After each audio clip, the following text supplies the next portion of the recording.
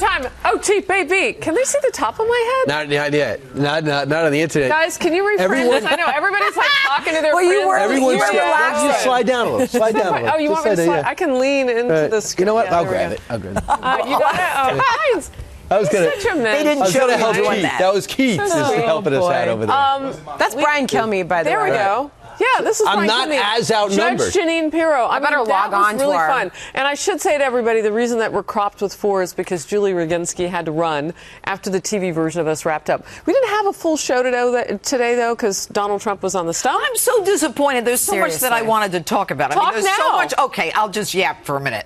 There's so much going on with respect to the investigation of Hillary, with all of these FBI offices. They kept the investigation open about the foundation.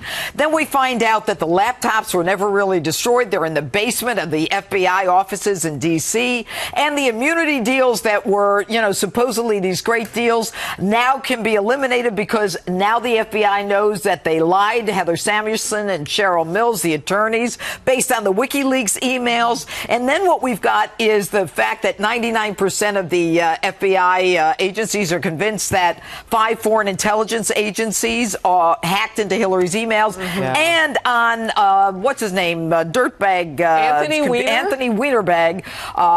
Not Weinerbag, but Weiner. I know what you mean. Weiner, you know what I meant. Yeah. But that Weiner has emails from Hillary's server that were not taken, that the FBI didn't have originally, which means that we may have some of the original emails that she deleted. And as a prosecutor, I'm not done yet, and as a former prosecutor, get the camera, I want to tell you that there is a prima facie case. Judges made for TV. People are weighing in on the judges' comments like crazy. Like They're the crazy. chat's going like Live? this. Yes, it is. It is. What like, I do. Love the judge. Judge Jay for Supreme Court. Love you guys. Right. Go, Judge. You know what this helps? How many people have an office on the 17th floor? This helps all of us. Because if the judge can't vent here, we're going to hear it on the 17th floor. So this is all good for us in our life. All right. This is how much I love the judge, though. Because, I caught a couple of those points, so I want to press in. Okay, I always listen closely. Okay. So, Anthony Weiner, extortion possibilities with him. And I don't know, do we know yet when the Clintons knew about his awful behavior, allegedly, with younger than adult girls and women, and the charges that he's being investigated on by the FBI have to do with that. They have nothing to do with Hillary Clinton's email scandal. Right. But the fact that Uma Abedin was backing up her work devices onto his personal laptop, which scary. if you've seen the documentary, some of us were saying this morning, isn't that the same laptop that's in like every shot? I mean, I don't know. Maybe but it's a what different you've one. got is a classic sexting case with the local police, in this case, the NYPD, which is one of the best police departments in the world, not just, the best in the country. So evidence preserved. But evidence is then seized, and then, as we saw play out, Comey then says, oh, my goodness, now it looks like there may be other information from Hillary's server. And when you talk about extortion, there's talk. I don't know if we've confirmed this, that all of that stuff was in a file called insurance.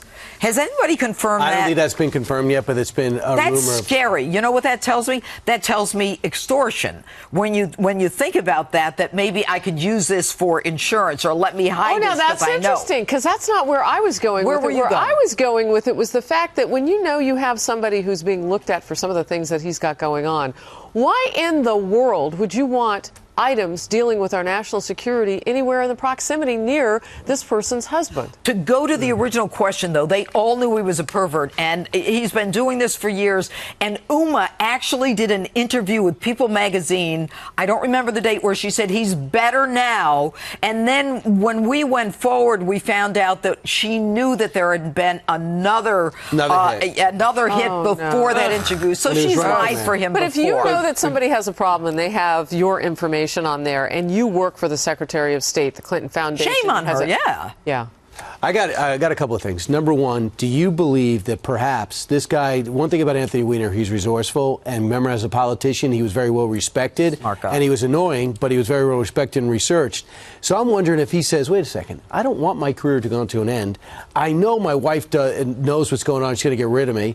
Imagine if I downloaded this information and I said, I think we're going to try to go to counseling because I don't think you want this exposed. And do you think somehow, some way, the FBI gets a hold of this this, and now he's got this thing called leverage and maybe a get-out-of-jail-free card if I cooperate from how she got that and what might be included on there. Do you think that could possibly have been a possibility to a guy who's very a survivalist, if nothing else? I can't agree with you more. The man is brilliant. He is brilliant. He's a dirtbag, but he's brilliant. He's got no conscience. He's got no conscience, sociopath. But the question is, do we have facts that support it? But having said that, she keeps saying, I don't know how it got on. In law enforcement, this is what you do. You get the person who was at the lowest and tie them down, get information, give them immunity to go up the ladder to the next person, whether it's a drug case or a political case. So, sure, he knows that he could sell his soul, and the FBI might be willing to engage in that contract to get the people higher up. But it's not going to happen with this Justice Department because they will not give the FBI access to a grand jury, and this is all about a revolt. Right. That's why we're here. This is a lot longer than your OT. Fox and Friends? Yeah, I usually run up to radio during that. They usually come up with 2 or 3 questions, and then they call it a day. So, oh my gosh, the live chat just crashed. It had so many people on it. Really? Back on it. 10,000. Well, I mean, it just I have one more theory to throw out there. You ready? Please. You do? I think that we're going to hear more about the 650,000 emails and what they contain, because I keep reading in the Wall Street Journal specifically how they are bringing in all the sophisticated software and more agents to try to get through as much as possible. And what did the president say yesterday? Innuendo is not any way we do things of here. They know that they couldn't just leave that letter and then say, go vote.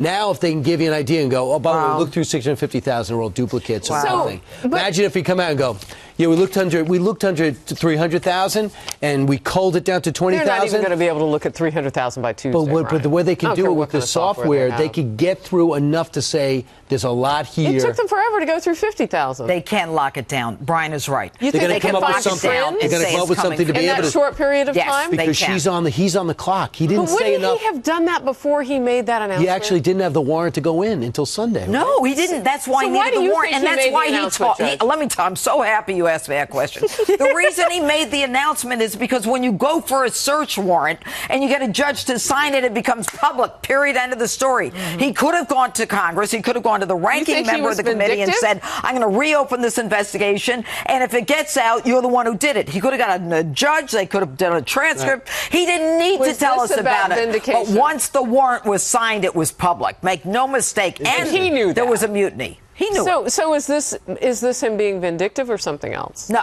I don't think it's him being vindictive at all. I think it's Jim Comey just knowing how it works. I think it's simpler than that. I think it's this. I told them if something else comes up to make me reopen this, I would tell you.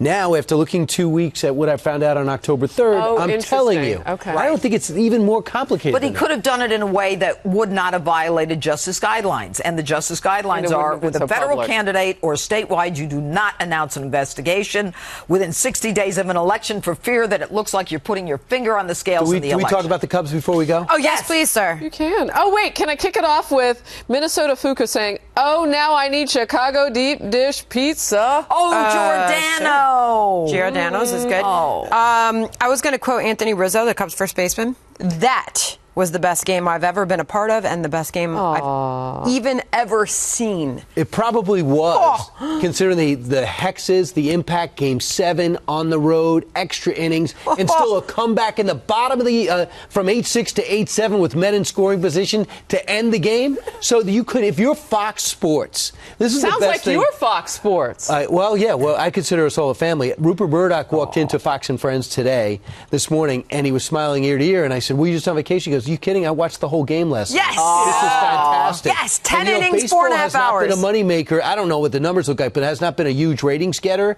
since Fox invested in it. This year, the ratings were up 30 to 40%. That's awesome. So that's tremendous. In 7 games. Don't you think they counter-programmed football a little bit? It was very patriotic. A lot of red, white, and blue. I think they're saying game on for America's pastime. Oh, I like that. I like that. I think Game 7 of anything, like squirrel hunting, would be interesting. Like I like Game 7. You do? You like things of because consequence? It's high stakes, high drama. But that was the first time ever in a Game 7 World Series that there was a leadoff home run. And that's when we started texting. You were so happy on Twitter last night. The tone I watched For Sandra. I hashtagged Go Cubs for Sandra. And people were like, I was like, I put money on Twitter. I cannot believe your social media access. This is, to me, when I'm out of here, I'm not on Twitter. No? All right. You never stop. I wanted to be with her while she was watching. All right, you guys, so much fun. Please Fun to come have you back guys. so we can have more. Yeah, really and I love See you it. tomorrow. Bye-bye. Stay within you.